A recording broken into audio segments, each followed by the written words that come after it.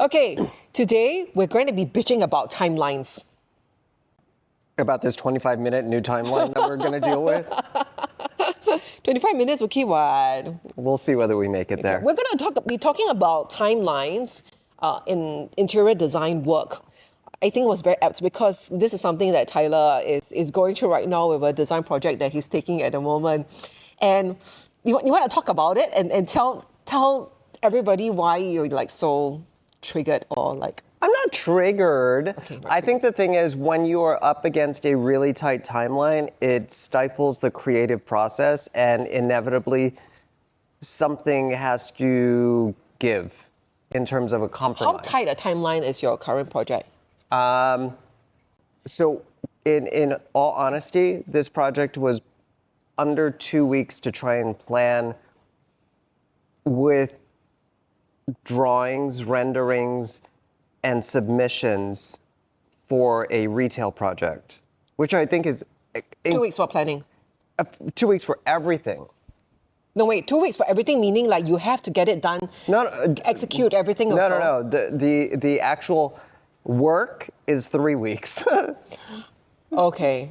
So the work is 3 weeks and the planning is like 2 weeks. So that in and of itself is like a normal timeline just for the design, like that 5 week, because I would tell people 4 to 6 weeks to just get the planning in place and really refine all of that.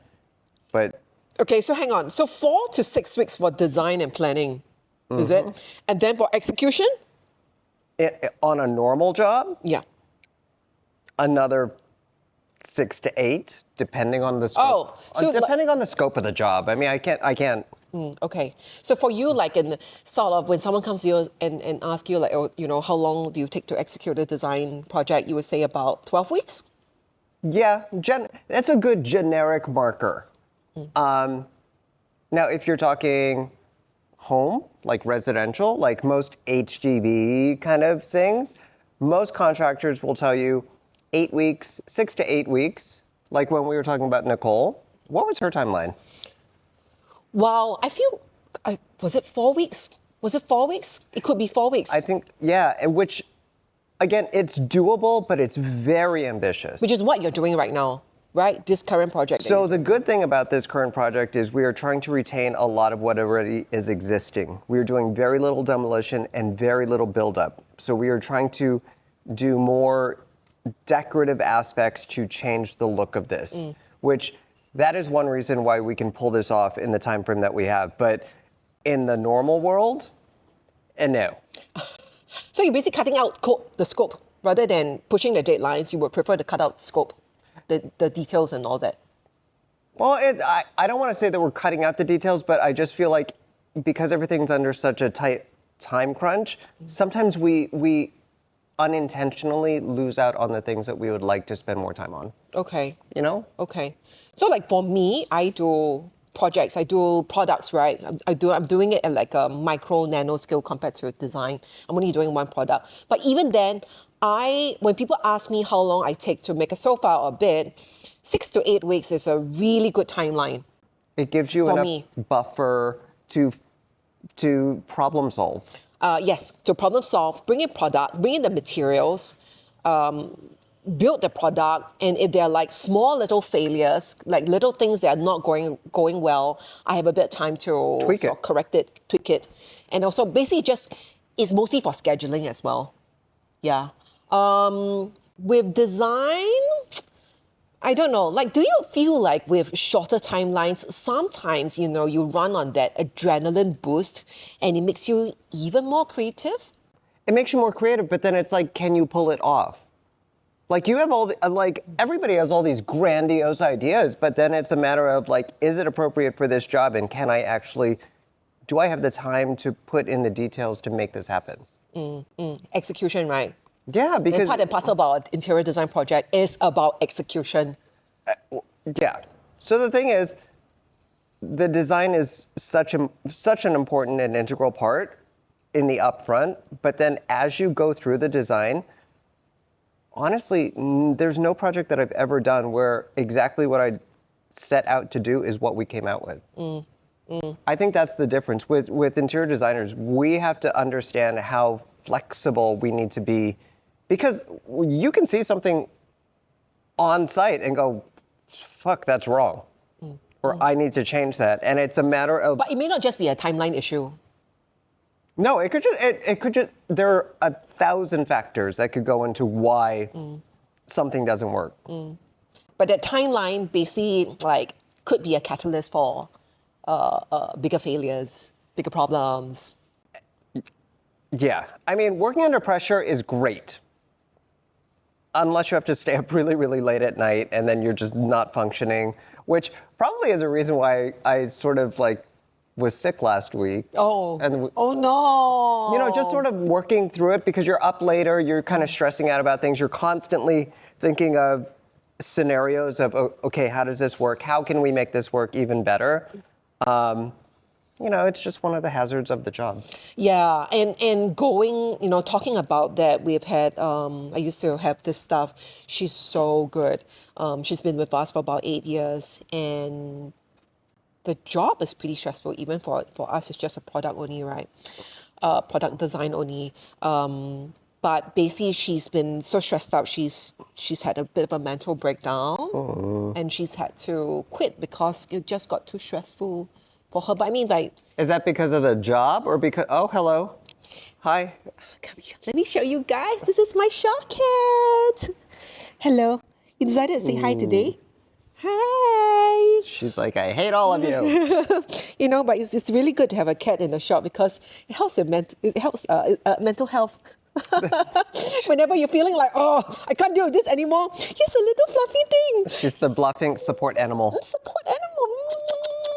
Okay, are you gonna go now? She's like, let me out of here. Mental health. I think mental health in interior design is a bit going beyond the topic of timelines, but yes, you know. But it all fits, it honestly all kind of fits into that realm of tight timelines means more stress. Yes, because you just have to coordinate a lot of things together. There are a lot of variables, there are a lot of loose variables. You change something here, other variables change as well, you know. Yeah, you change one thing, it could have a domino effect where everything else is now affected, which means, oh, shit, how do I then get this done? So one of the reasons why, speaking timelines, one of the reasons why I am not a super big advocate, and I know it's such a fucking thing here, are the renderings. Okay. People place too much emphasis on renderings, and they also don't appreciate renderings the way that they should.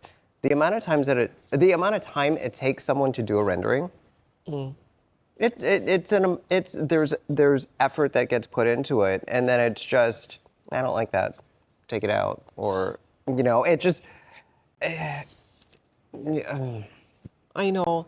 You know, with AI, ChatGPT, It helps. Can we shorten that process? It can, right? It can. Not to a very specific level where, you know, you're sort of just trying to map everything into specific dimensions. But I think if you could use prompts quite carefully, quite cleverly, you probably can come up with something. There is an absolute benefit to AI right now, but what it also does is, because it's not super perfected yet, it can give you false narratives of what it is. I see. I mean, like, quite hallucinations lah. Okay, let's pull back the topic. Okay, what if I gave you a super generous timeline? Like, let's say, hey, Tyler, I've got 6 months for this project. Amazing. Okay, so for me, right, when I hear 6 months, I'm like, yes, that's great. But at the same time, I'm losing a bit of interest, you know. I'm losing a bit of interest because I know that a lot of things can change in 6 months. I think the client interaction has so much to do with all of the 6 months. Are you going to be talking to the client the entire time over the course of this? How much are you taking on yourself for the creative, conceptual part of it? You know, because like if you think about a fashion designer, a typical fashion designer, not like a JW Anderson who's just constantly designing, but like you have 2 collections that are out every year. Wow, stressful. But technically you have 6 months per to kind of conceptualize everything and then do it. Even the biggest fashion houses at the very end, they're still sewing right before it goes on the runway. So they have all that time too, but then they are still until the bitter end trying to make that happen. I don't know. So your 6-month time frame, I don't know if that helps or doesn't help. I think it's just It's nice. It's nice to have that 6 months time frame. For me, when someone comes to me and say, "Hey, I'm 6 months away from implementing the project, getting it done and moving in," to me it seems like you're still shopping.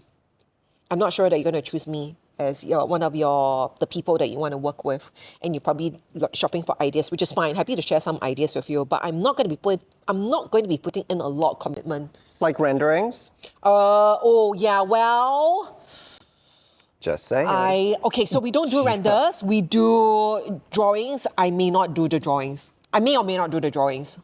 Yeah, because a lot of things can change. Like a material you pick today may not be available in 4 months.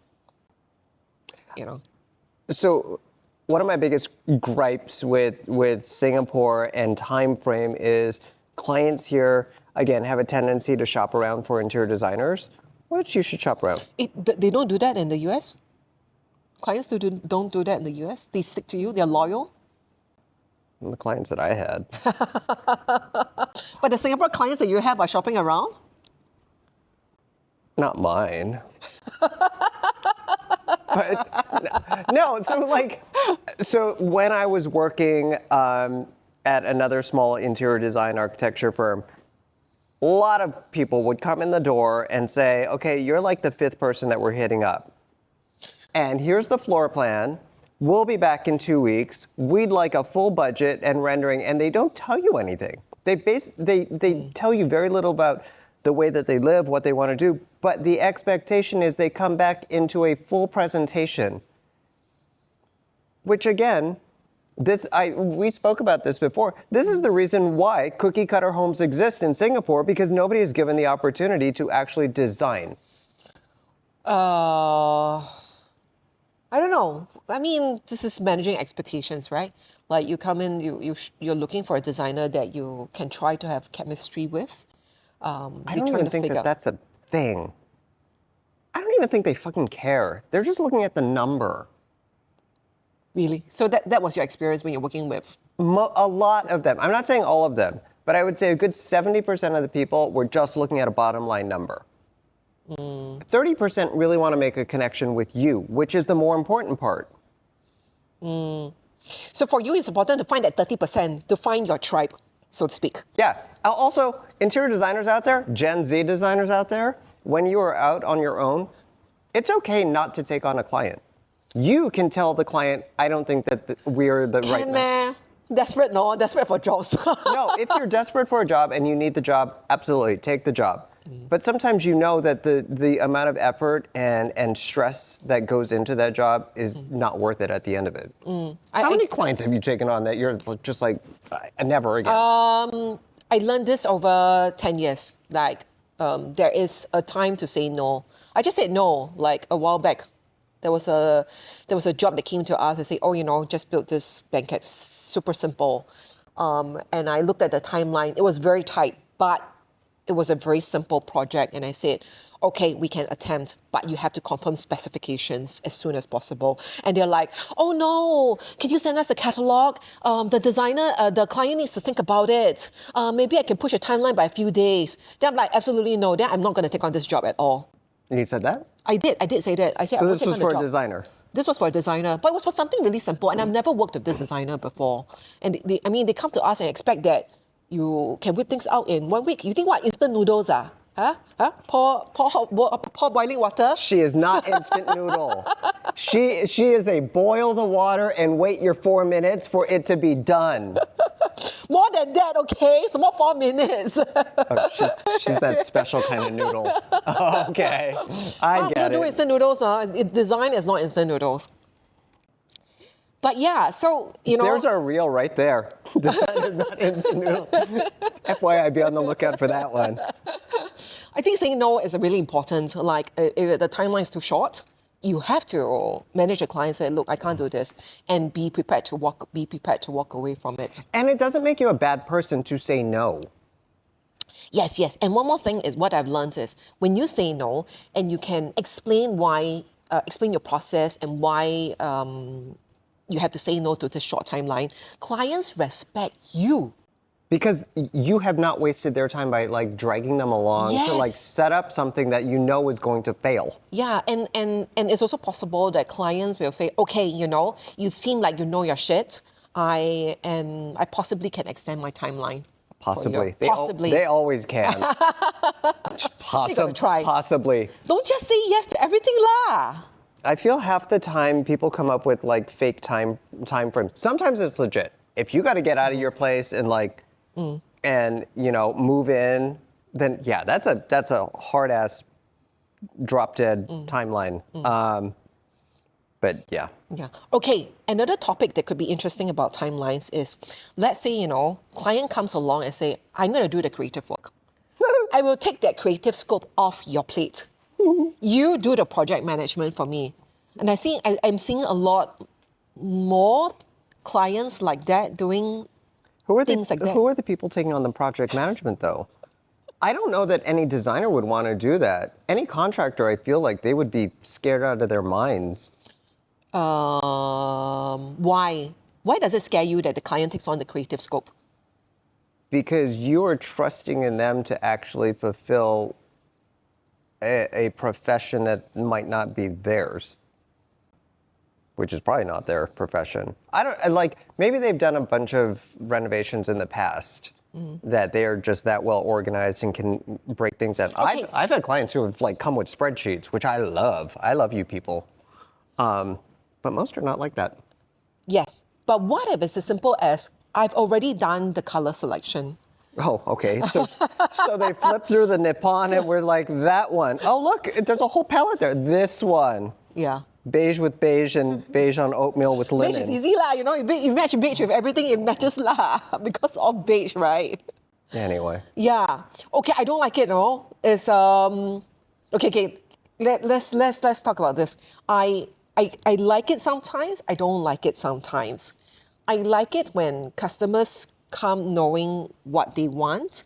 Like, okay, if they're doing a custom project, they say, okay, this is a sofa that I like, this sort of design. I just want to bring it down to a certain size, or make it more ergonomically more better for me.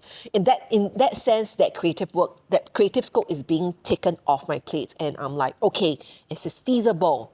Can I make it happen? Does it affect the comfort levels? Does it affect the back cushion and all that?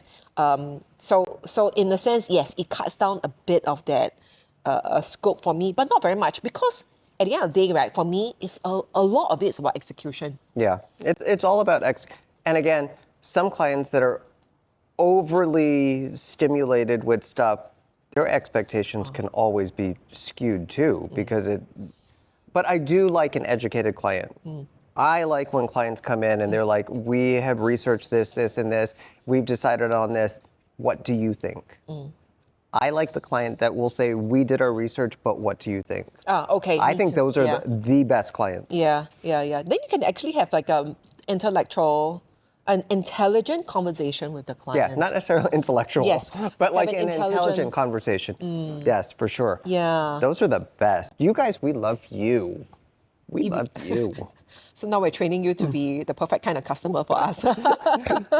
Next episode, how to be the perfect client. Yes, I think we should totally do that. That would be so good. You stay tuned to learn how to be the perfect client, all right?